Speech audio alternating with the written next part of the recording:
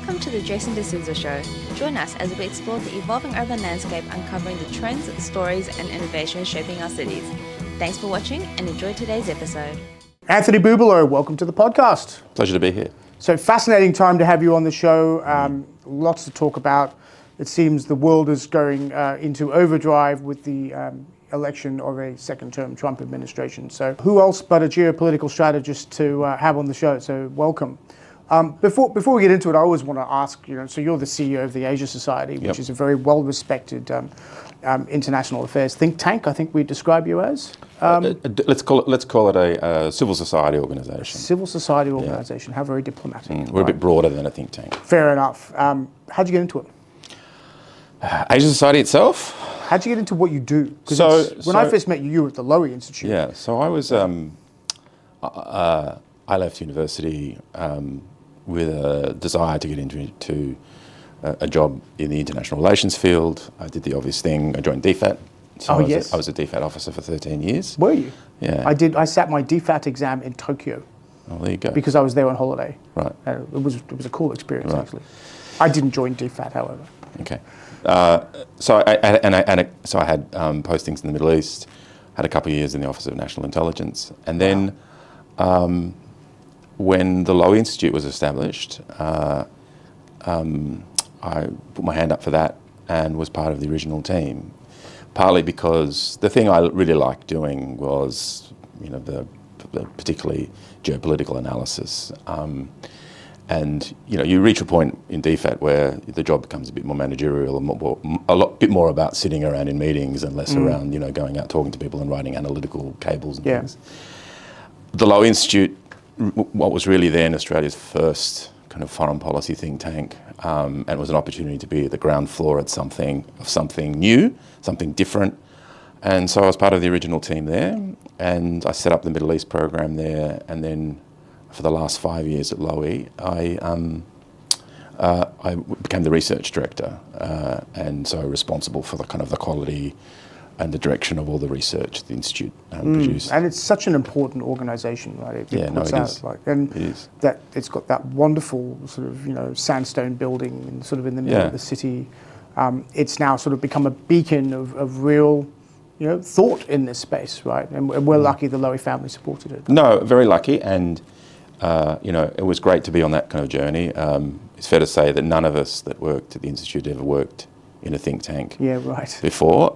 We didn't really know what we were doing, but I think it's a testament to the commitment and the patience of the Lowy family, and Frank Lowy in particular, to let us find our feet and find a way. And most of us, there were some experienced hands there, of course, the late Alan Gingell, who was our first executive director, but all the researchers, including the current executive director Michael Fulilov, we were all pretty unknown, and they gave us the space and the resources and the support to find our way. And everyone looks at the Lowy Institute today and thinks, "Oh, it was always like that." But no, you at the built beginning, from ground up, right? Yeah. Well, I remember your speech was very good and was very well received that evening. So whatever it was you spoke about, it was well regarded. And then did a few other things, and then I found myself at the Asia Society. And you're the chief executive for Australia, is that correct? So Asia Society is a global organisation. Obviously, has an American heritage. It was established in the 1950s by Rockefeller's grandson, who had an interest in Asia. And it started with that educational, cultural focus, and then over the years, it's accreted really these other, elements: business, politics, policy, research, and has also developed now. There are 16 centres around the world, a number in the US, a few in Europe, but we're strong in Asia, including here in Australia. We're in India, Japan, Korea, Hong Kong, the Philippines. I went to your Hong Kong facility, which is beautiful. Yeah, it's amazing. It's extraordinary, it's amazing. right? I was up there a few weeks ago in a bad case of building envy. Yeah.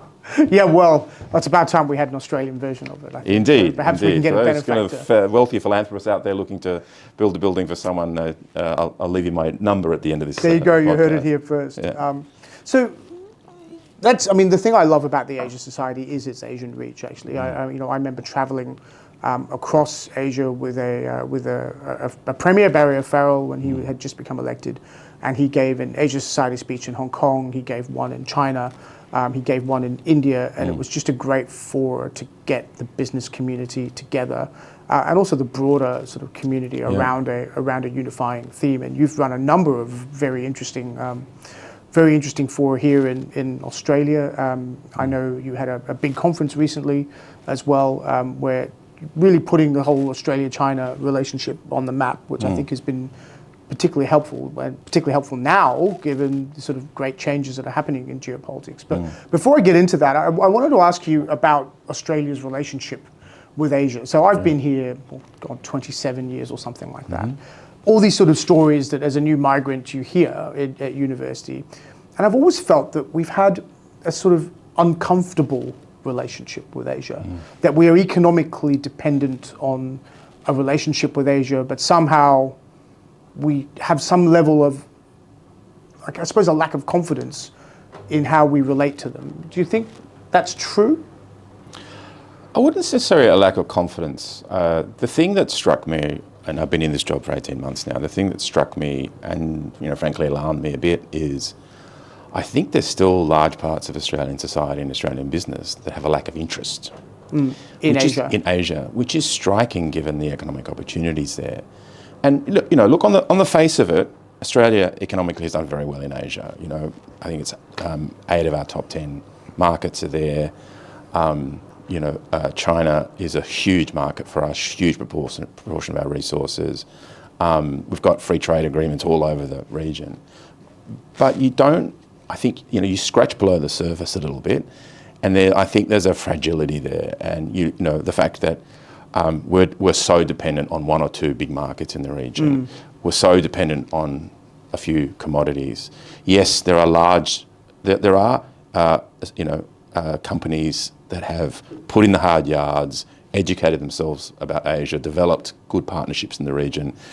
But I'd say still the majority of the business community is more comfortable doing business in Europe and the US than in Asia. The very fact that the government felt it necessary to articulate and develop a Southeast Asia strategy after so many years and successive governments are talking about the importance of Asia is telling. Yeah, we don't have an America strategy, do we? No, but the fact that they felt it was necessary reflected a concern, and I think it's correct that we are underweight in Southeast Asia, which is, Southeast Asia has its challenges, but it's clearly a rapidly growing economically, enormous opportunity. Yet we invest more in New Zealand than we do in Southeast Asia. Yeah. So I think that's the problem. Look, the confidence question, I think that was an unfortunate, in that kind of whole Hansen era, there was this question about whether Australia was an Asian nation. And it almost became a question of ethnicity, right? Are we Asian? And I think, understandably, many Australians of different ethnic origins says, well, I'm not Asian. I think the better framing of that question was, well, are we part of Asia, right? Which is a different question to saying, are we Asian or not? And I feel that kind of conversation went down the are we Asian track rather than focusing on are we part of Asia, geographically, yes, and then posing the challenge to ourselves, which is, well, if we are part of Asia, how connected are we? How much connective tissue do we have into the region?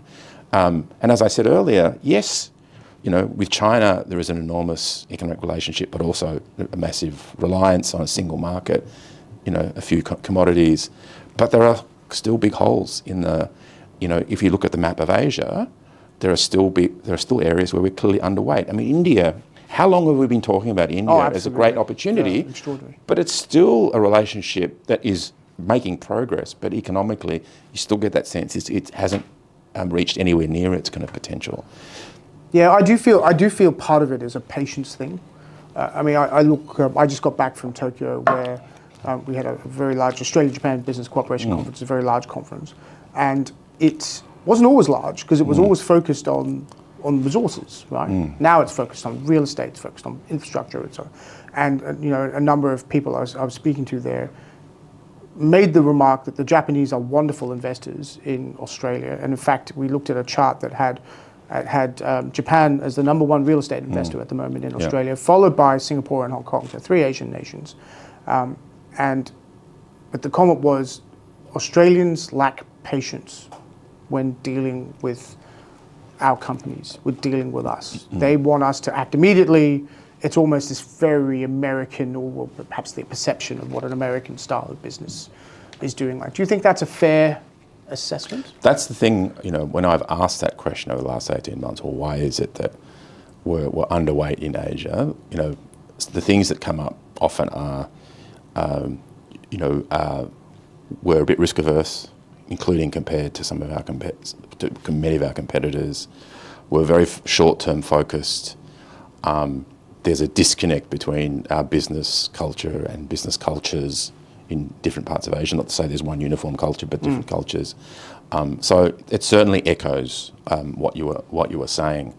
And there's a lot of talk at the moment about Asia literacy, for example. And I think we do have an Asia literacy crisis. We seem to understand Asia in this country as a whole less than we did 20 years ago. But I don't think the focus seems to be on, well, we need to get our kids learning Asian languages again. But I actually think that's important, but it's actually more about how do you make companies literate about how you operate in a business context in Asia, and the differences in business cultures and the differences in approach to risk and regulation and those things.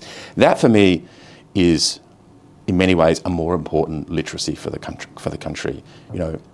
It's great to have, in the halcyon days of Asia literacy and Asia education in the 80s and 90s, we still only produced a kind of a core number of Asia experts. The focus today should be, yes, we should have those Asia experts, but we need to build around them Asia expertise that spreads across our companies. And I think that goes at every level. We're doing a lot with early mid-career professionals, trying to train the new cohort of Asia literate professionals. And we're not teaching them languages, we're trying to teach them thematic topics in an Asian context. How are startups done in Asia? What does the energy transition in Asia look like? Those kinds of things. I think there's also work to be done at board level, where I think this whole question of the literacy of boards. And I think that there's a bit of more work that in that kind of Asia engagement space, and there are lots of kind of players that have been doing good work over many years. My observation there over the last 18 months is that it just seems to be a lot of preaching to the converted. The people that turn up to these kind of conferences and meetings are already on board. And what's the effort to reach out to the unconverted, right? Companies that should be looking at Asia, or were looking at Asia, or looked at Asia 10 years ago and said, well, that's too hard, and they haven't looked again. I think there's also that element of we lack a contemporary understanding of Asia. Companies looked at Indonesia 10 years ago and said, oh, it's too hard, and have assumed that Indonesia hasn't changed much over the last 10 years, when we know Indonesia and parts of Southeast Asia, with all the challenges of operating there, have changed dramatically. As have we. We've changed, right? So the final thing I'd say on that is, we make a big deal of talking about what we say is our natural advantage here, that the large proportion of Australians are of Asian heritage. And it is completely an advantage, but I think we've done bugger all to utilise that advantage. I think, and that's partly because it's hard. It's partly how do you work out, how do you partner with Asian Australian communities to build those connections. There are practical questions around, commercial in confidence. Do people have the time? All that kind of stuff. But I think, we've said that a lot, but I think we've done very little to actually use that advantage. And that's also an area where Asia Society, where we're trying to do some work. We're trying to knuckle down and work out, okay, practically, how does this work in the context, for example, of the Southeast Asia strategy?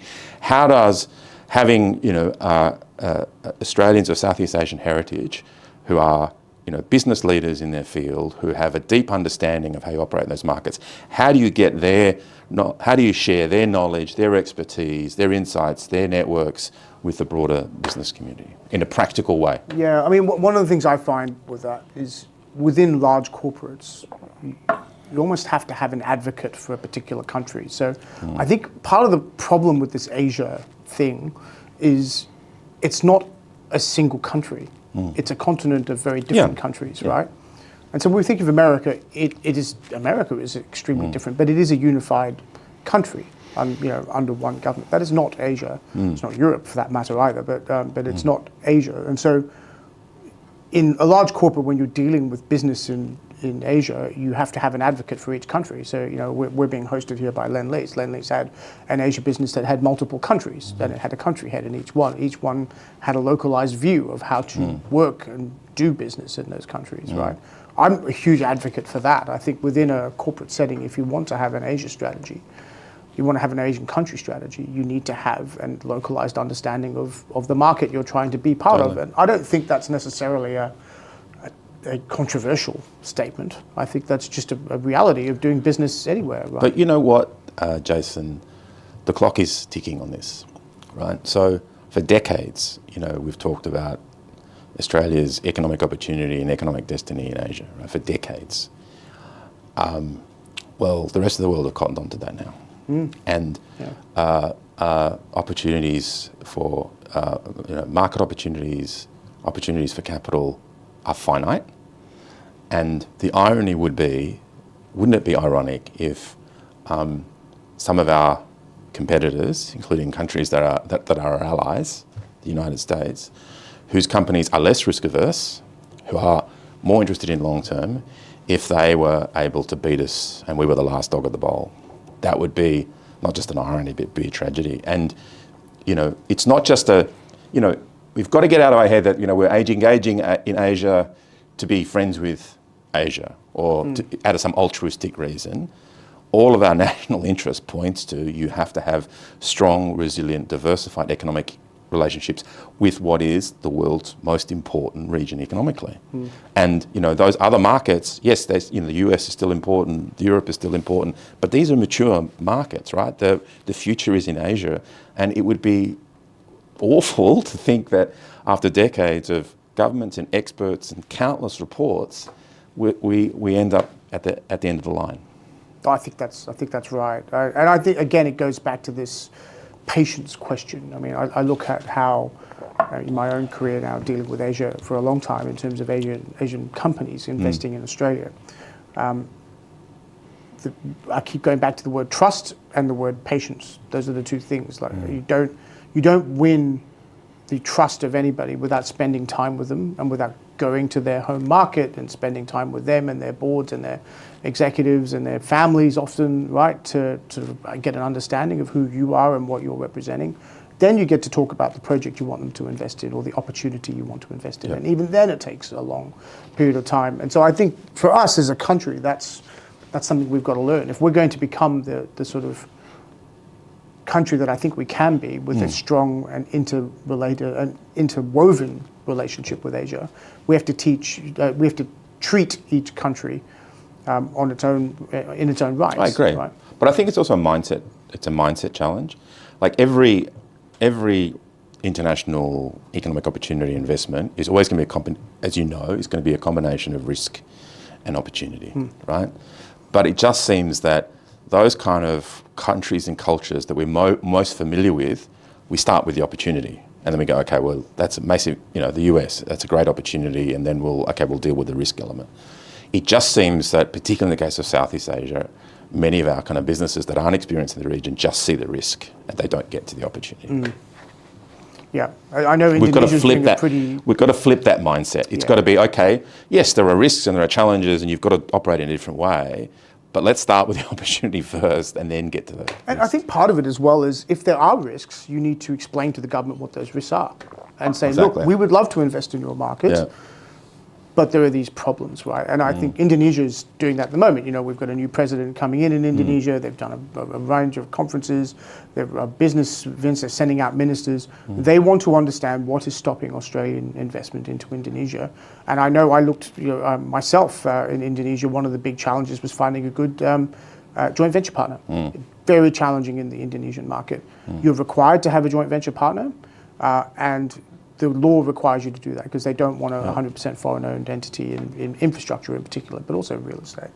And then you add on top of that, sort of the murky understanding of regulation and, how does it all work in terms of the law?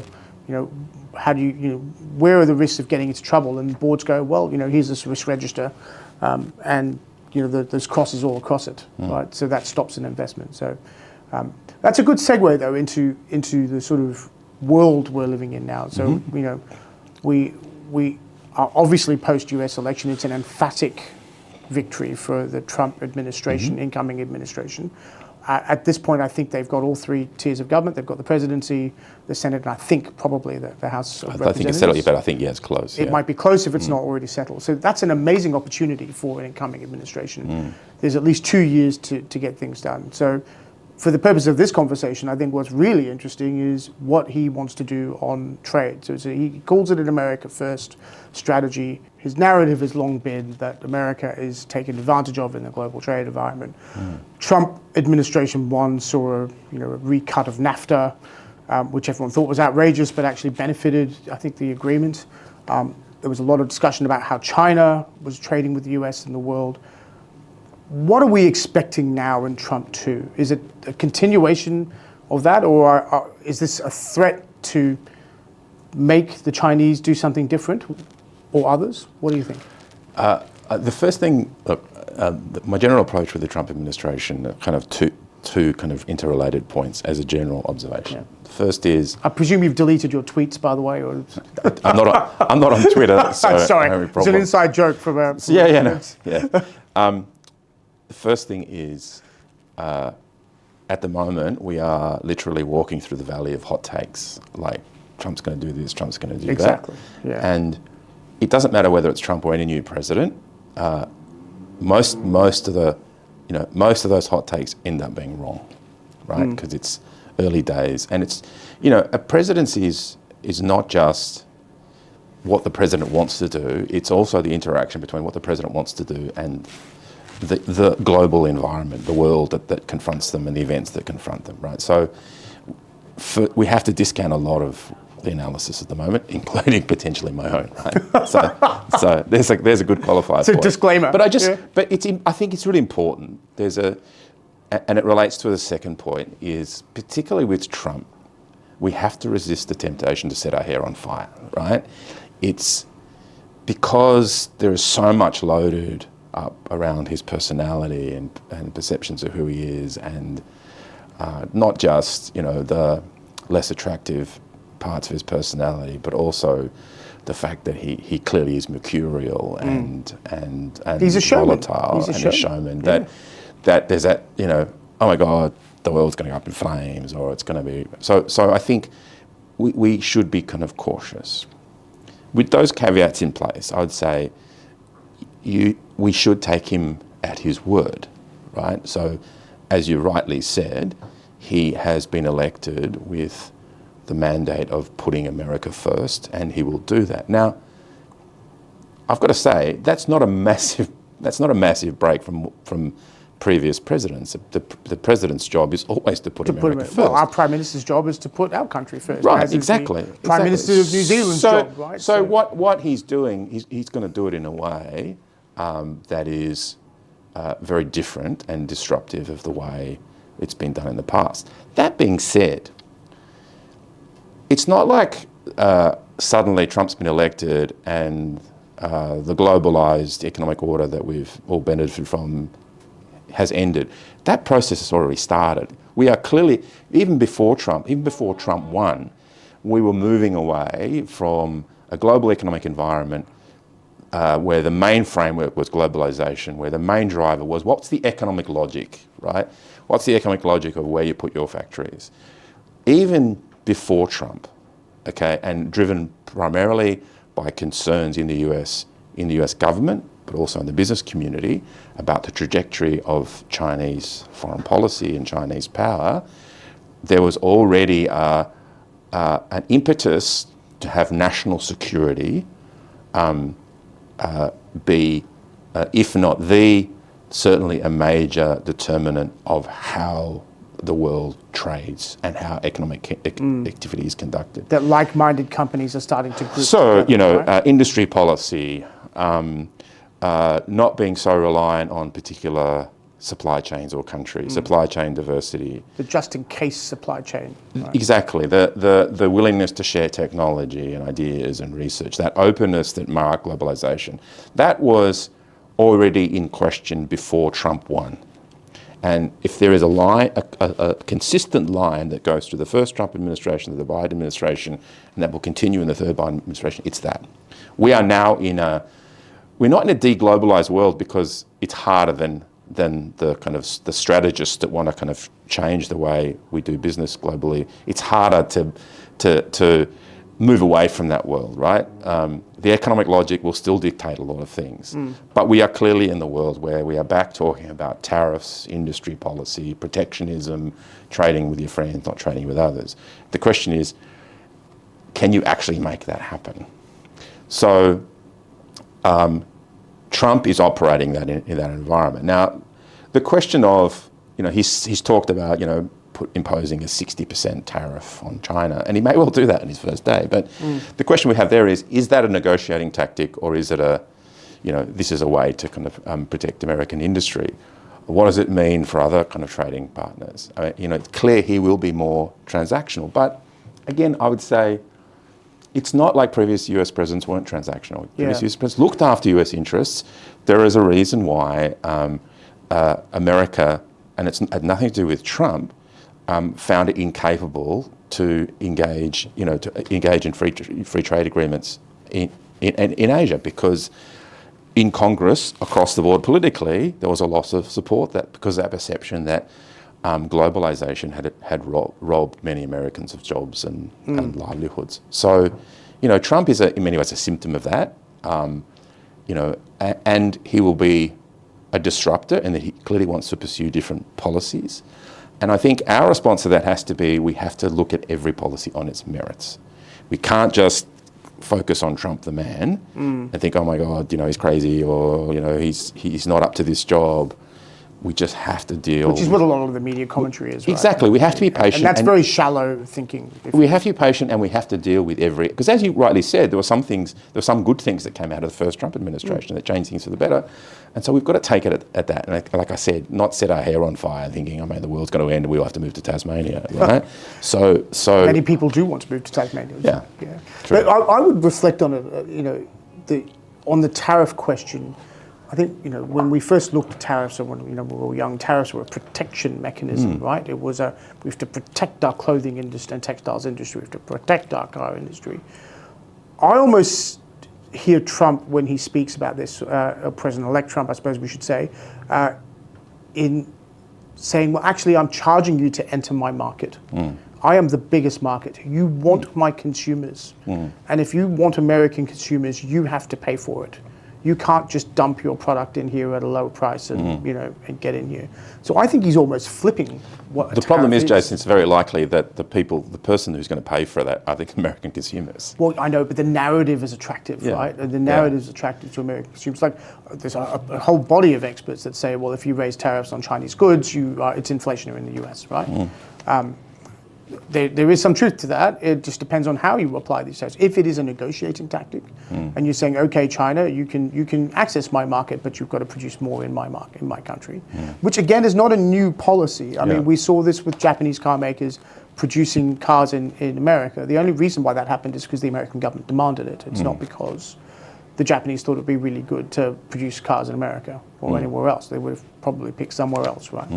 So I think that narrative is quite interesting. And the other point I'd reflect on in what you've just said is this grouping of interests in like-minded countries.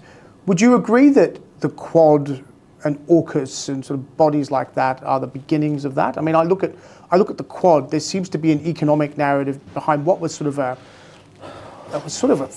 governmental agreement. It was a sort of foreign ministers meeting, I think, that has now been elevated to that of a leaders meeting, and it now seems to have a growing economic component to it. Am I misreading that? No.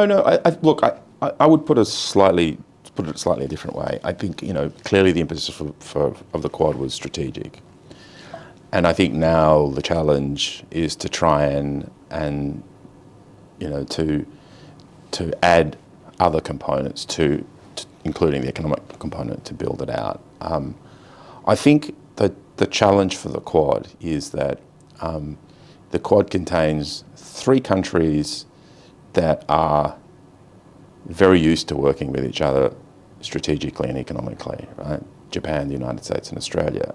But it contains a 4th country that has not been a traditional partner of the other 3, which is India. And, clearly the way India is positioning itself strategically, it's not like it's very much a hedging power. It's kind of moved beyond the non-aligned bit, but it's not it's not moved from non-aligned into one or the other camp. It's still hedging. It's a member of the BRICS. So has a new currency, the BRICS. Exactly, and it doesn't.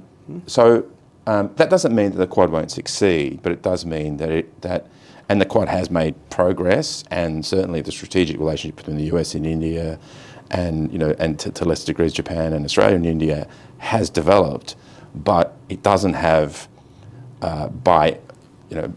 for example, with AUKUS, it doesn't have that great weight and history of engagement to kind of build on. So AUKUS is a more natural fit because it's part of it's within the Five Eyes.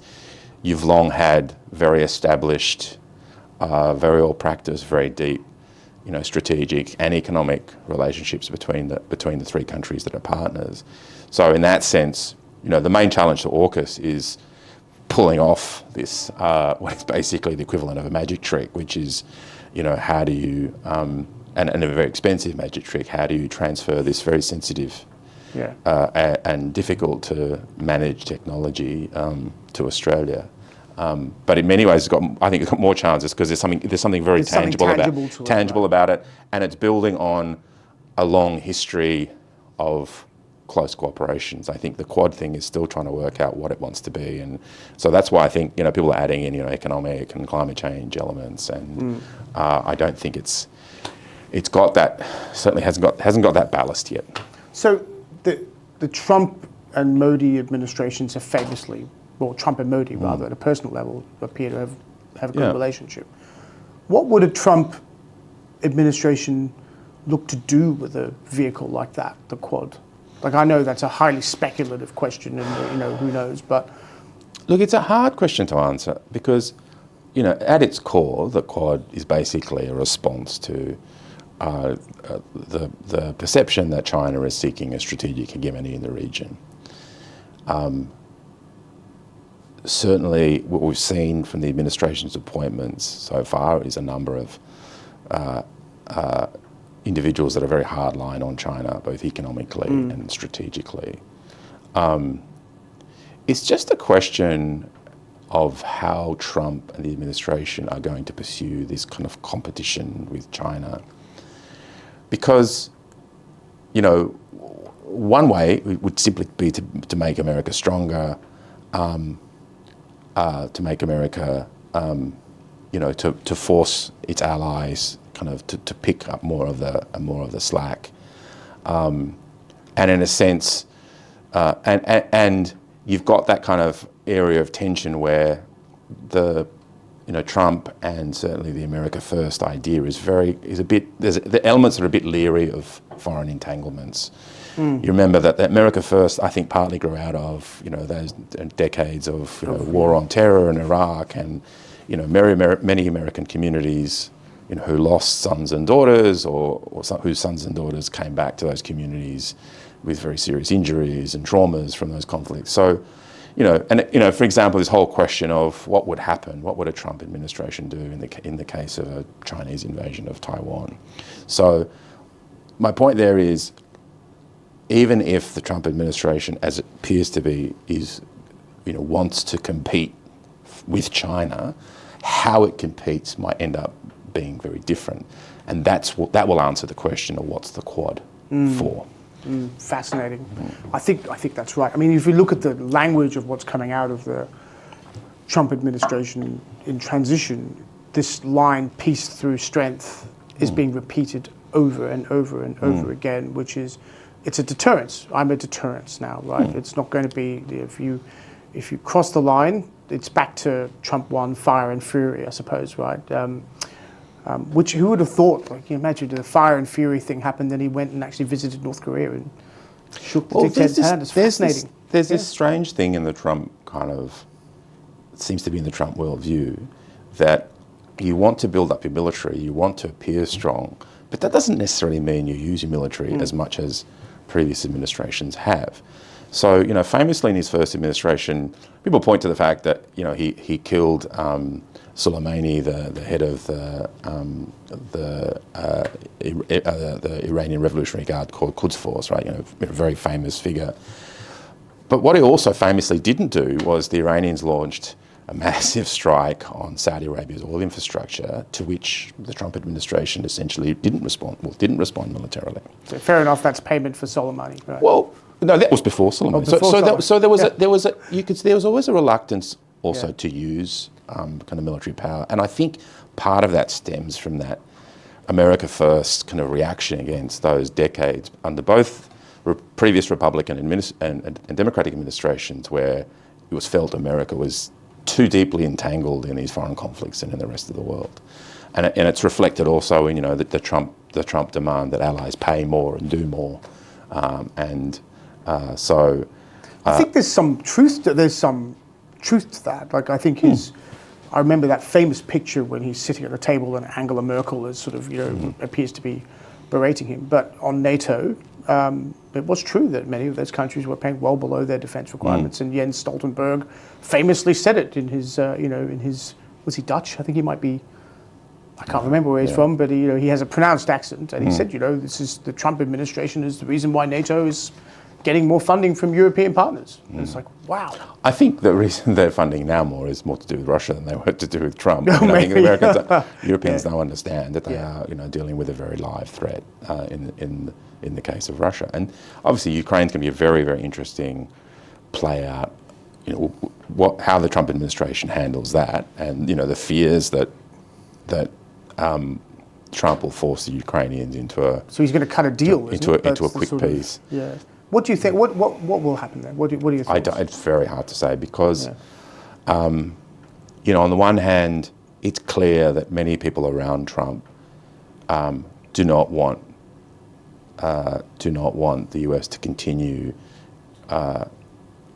endlessly funding at fairly high levels a war that seems to be basically a stalemate. Yeah.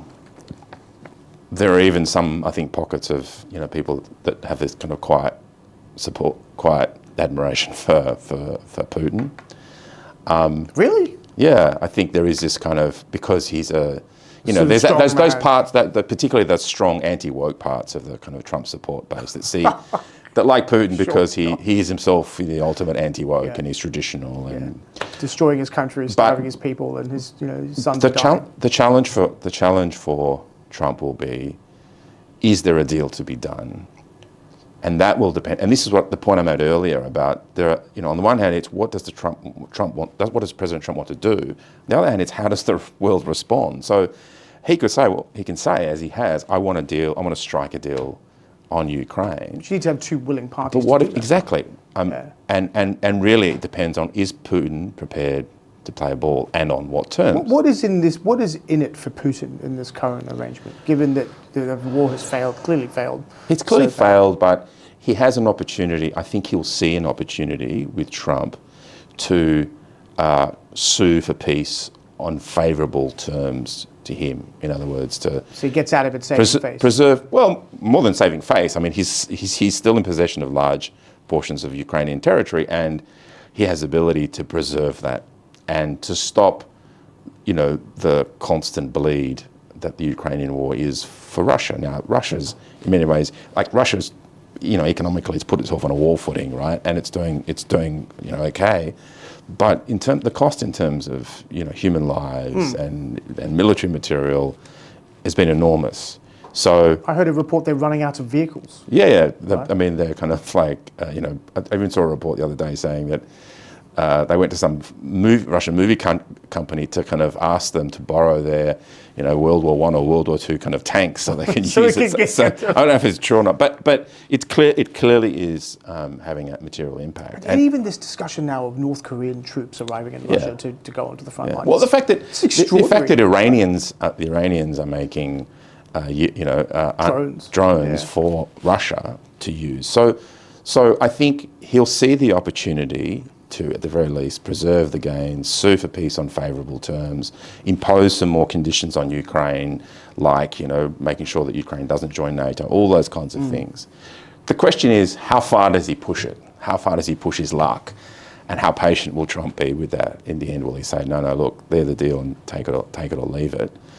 So that's one element to it. I mean, the Ukrainians have a say, obviously, but obviously they're in a difficult position because if Trump has much more leverage over Ukraine than he has over Russia, in the sense that he can just cut off arms supplies to Ukraine, and then the war is over, pretty much. It's not over, but the Europeans can pick up a bit of the slack, but they can't pick it all. There's a pretty significant support base from So I think that will be one to watch. Now, having said that, the thing that Trump will want to avoid is appearing to be the loser in any deal. That Trump is pinned with the blame for losing Ukraine. It's a weakness. That would be a weak position. So that somehow, a bit like Biden's withdrawal from Afghanistan, that if this deal sees, a total collapse of Ukraine, or sees for example, if the Russians, agree terms, and then as soon as the terms are agreed, they take more territory, or they are not seen to abide by the agreement. If it presents him as weak, I think that's something he'll want to avoid, and that's why I'm saying a lot of it's going to depend on that dynamic between him and Putin. Is Putin going to push his luck too far? Is he going to feel that he can get more favourable terms if he holds out? And that will determine how all this plays out, rather than just Trump saying, "Okay, I'm going to settle this in a day." Isn't it fascinating how these sorts of things often rely around a few personalities, right? Yeah, I actually, there's the two broad competing schools of thought about history: the great man or the great woman theory, or the forces of history. Which are the things that most determine what happens in the world, what happens in history? And I'm actually more in the camp of the forces of history, because I think things happen because of the interaction between what individuals, what governments, what others do, how others respond, accidents, coincidence, all those things, which I would, if I had to kind of put my kind of if I put my money anywhere, it's more, events and the kind of the arc and the direction of history that determines what happens, rather than individuals. Individuals clearly play an important role, but on their own, no one is that powerful that they get everything that they want. So I want to get to China in a second. Before I do, given we're on a war footing, Israel and Hamas. Yeah. Where are we at? What's going to happen? Crystal ball. I fear nothing good. Look, when we're talking about Gaza and the West Bank, clearly Israel has very, very significantly degraded Hamas's capabilities. Are they destroyed as an organisation? Time will tell. But this has been an enormous blow to Hamas. At the same time, in the same process, there has been enormous damage there's been enormous human costs, civilians and the civil infrastructure. And even though that conflict's ongoing, it seems pretty clear that there isn't much more that the Israelis can gain militarily from what they're doing. So the focus now will be on setting the terms for what happens in Gaza beyond that. And, from what we're seeing in the news and what's being reported, it does seem, the Israelis are putting in place a military architecture, which means, some parts of Gaza, they will never allow people to come back into. Something that will stop another October 7. October 7. but big question marks, huge numbers of Gazans are now without homes, without livelihoods. How is that all run? Aid levels are dropping. It is a human catastrophe of the first order, terrible. and how that's dealt with. I think there is also the likelihood that particularly the more right-wing members of Netanyahu's coalition will see in Trump the opportunity to go even further in taking steps that the international community would find very, very difficult to kind of respond to. People are talking about, annexation of large parts of the West Bank, things like that. So, that's also going to be a difficult relationship for Trump to kind of manage. But I also think to restrain those elements that see this kind of opportunity to really double down on what's seen as a great Israeli victory, including in Lebanon, where they wiped out a significant part of Hezbollah's leadership. There's always that likelihood that they want to press too far, and that will also then create responses in the international community. I mean, you're talking about our own region. What's happened in Gaza is a very live issue in Indonesia, in Malaysia, and Thailand. That is and Thailand. And here. That is all, and here. Yeah. That is already, certainly in Southeast Asia, made the relationship between the US and those Southeast Asian countries more difficult, more tricky. If the Israeli government uses what they see as even more license under a Trump administration to do things that are more outrageous, then the cost to the US in terms of their relationships in other parts of the Muslim world will be higher. And here too, like Trump, I think still has this ambition of forging that deal between Saudi Arabia and Israel. I think that started with that Abraham Accords. Yeah, and I think if the Netanyahu government pushes again, like Putin, if they push their luck, they push too far, they do things that make it impossible, it'll be frustrating for Trump as well, because he'll be saying, no, we want to. And I thought it was quite interesting, when in the first few months, and it might have been an electoral ploy when Trump said, look, the Israelis need to get this done, and soon, rather than prolonging the war. Yeah. So, that didn't happen, really. No, it didn't. Yeah. And he is, in that sense, very transactional. I mean, he is someone that, for countries and for relationships that have been built on, tradition and shared values and loyalty, that's a challenge. But it's also a challenge for countries where they think, okay, well, we've gotten on well with Trump in the past. He's transactional, he's mercurial, and he can change. Interesting. So I'm conscious we're going to run out of time. I do want to get to China, because I think that's an important discussion for us to have. So obviously we've reflected on a bunch of things with the Trump administration. We've talked about tariffs, but China itself is not in the position it was in Trump 1. Trump 2, China's economy has gone under some strain, a lot of strain. There's been a significant deleveraging of the property sector in China. We've seen that actually in the Australian property sector, as a number of projects have sort of changed hands as Chinese developers leave this market. There are still a lot of, impacts of COVID from China that are going through. We had Wayne Porritt on this podcast talking about the impact on Hong Kong. How does a weakened China now deal with this environment? What is the pathway forward for China? So, I think we need another podcast to answer the question. We might have to have you back. And just an hour long is not enough. And look, and I'm not an expert on China. And I'm certainly not an expert on the Chinese economy. I mean, the observations I make are things that people who do observe the Chinese economy more closely than I do, and that seem to make sense to me. I mean, one is clearly the Chinese economy is at a different stage, and they're dealing with the challenges, leaving aside the political question for a moment of Xi and the way that he clearly wants to run China, or is running China, which is different from his predecessors. Leave that to one side. So if we look at just in the context of economically, even if Xi was a different president, I think China would be facing many of these problems. Clearly, for example, in property, we're seeing a hangover of that COVID period where there was this injection of money. Huge stimulus packages. Huge stimulus packages are now you've got the sugar hit now, but now you're paying the bill, right? Now you've got to do the exercise. I've always wanted to go to an empty Chinese city. That's something. Indeed. There's some near Inner Mongolia, Right, but I just think that would be an amazing experience. So that's one challenge. And clearly they have to work their way through it. Having said that,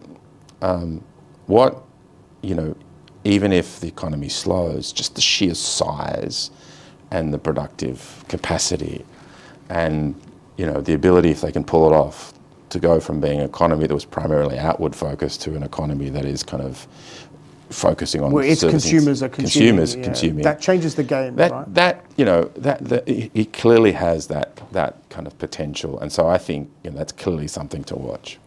The interesting question is how China is run, and she has come in where,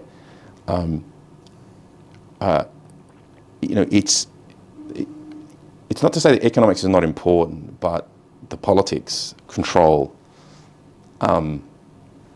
China's place in the world and status have now become more important than they used to be in the past as drivers of policy, to the point where some people argue, well, the old argument used to be that the key goal of the Communist Party of China was to make sure the economy kept growing to keep people happy, and that's how they preserve loyalty, right? Now it's, they're less concerned about that, but the way to win loyalty is to emphasise kind of Chinese nationalism and the position of China in the world, and clearly that has become a big, alongside the effort to exercise much more direct control over society, to close down those areas where it was possible to people to be a bit more, speak more freely and to criticise, control nationalism, asserting China's place, building up the military. That's clearly a priority for them. So in that sense, that will continue. The interesting question, I think, is does she fear Trump, or does he see Trump as an opportunity? And I think there's a little bit of both. I think they do fear the mercurial nature of Trump and some of the peace through strength, and that he's hard to kind of pin down.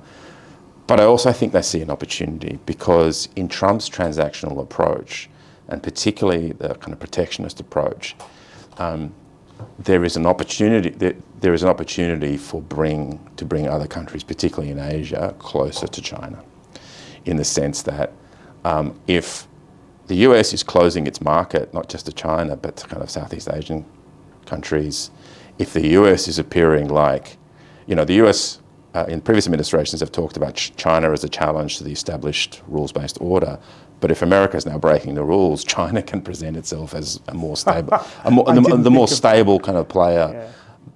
Yeah. There is in all superpower contests in the Cold War, there is a heart and mind battle going on, and I think she and the CCP will see the opportunities to win more hearts and minds as some of the harder edges and more transactional approach that Trump, if he pursues it to its full, they'll see opportunities to kind of pull people closer.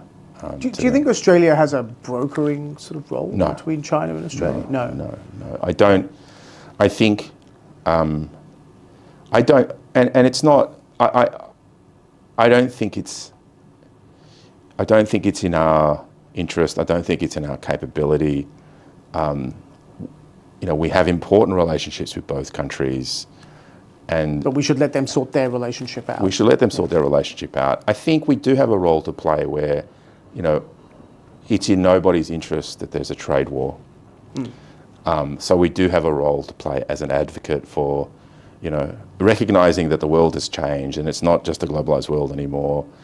But, Australia benefits from an open international trading order, for being an advocate as far as possible for that, and for preserving at least bits of that, because we benefit when the global trading order is more open as a trading nation and as a small domestic market. So we have a role there, but I don't think, even if we wanted to, I don't think we could, be on the line between Washington and Beijing saying, Trump says this, she says this, and trying to kind of, We patch can't play things up. the role of the Swiss, right? No. That's what you're saying. Well, I'm not sure the Swiss ever The played. Swiss never played that The role. Swiss never played that role. It was just their territory played their role. It was Yeah. somewhere for people to come and Was talk. so. So, the key thing, again, in both relationships is the government has to have a very strong, keen sense of what's the national interest here. And it's interesting, I was thinking about it this morning, as part of the effort to stabilise the relationship with China, the Albanese government has kind of articulated this approach of, agree where we can, disagree where we must, and always do things in the national interest. I actually think it's not a bad approach to Trump as well. Now, the difference being that I think with the US, we'll agree on a lot more. But I think that those other caveats are also important. We have to, where we need to disagree, we should disagree, and we have to have a keen sense of the national interest. And this is what concerns me a bit now about a lot of the debate around, how are we going to kind of develop a good relationship with Trump? Should Rudd go or not go?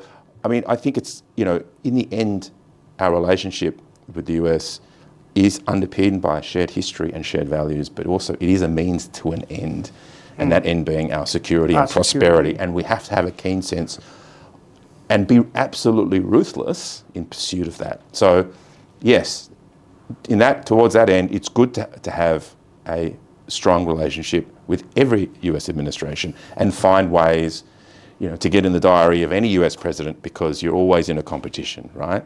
You find any angle or any advantage you have, to get from that relationship what you want. But we can't turn ourselves now inside and out and become this kind of craven, or what are we going to, do to make Trump love us? Yeah. The US-American relationship has a long history, shared values, but also it is more than just the occupant of the White House. There are enormous numbers of relationships and people who work on a daily basis on that relationship, which is in many ways has become kind of deeper. So it kind of doesn't really matter who's in the White House, nor in fact who the Australian ambassador is. And I think I worry in the current conversation we're losing sight of that a bit. Well, it's going to be a fascinating period of time ahead. This has been a fascinating conversation. I do hope you'll come back, because I agree with you. I think we could do another 3 or 4 hours on this stuff. But it's been a real pleasure having you on. Anthony Bubalo, thanks so much for coming on the podcast.